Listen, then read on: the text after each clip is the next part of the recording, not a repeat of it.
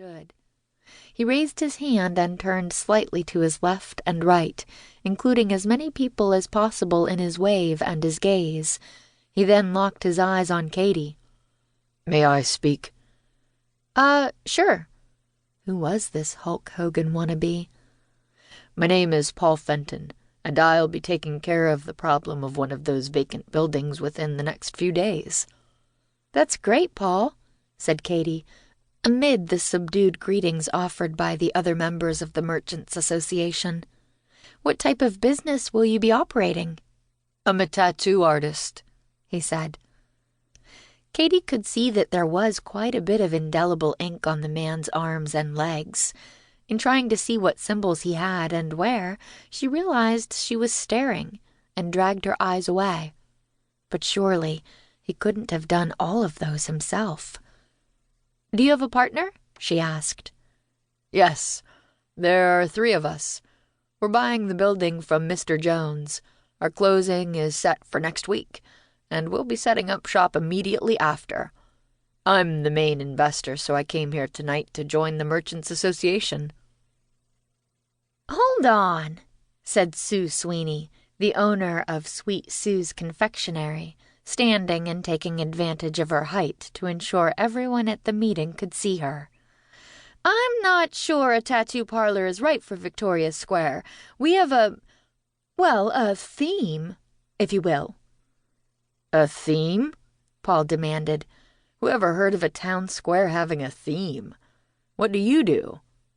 "I make and sell gourmet chocolates and other exquisite confections," Sue said, sounding annoyed at the challenge.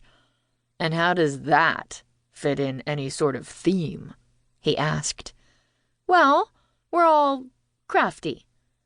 Sue looked around for someone, anyone, to back her up. "You'd probably do better with a tattoo parlor in a location closer to the marina," said Jordan Tanner, owner of the square's coffee shop and bakery, and whose dignified stance and tone made him appear more like a professor than a baker. "Why's that?" Paul asked. "We're just concerned that your business would attract a certain clientele," Gilda offered, her Brooklyn accent more pronounced than usual.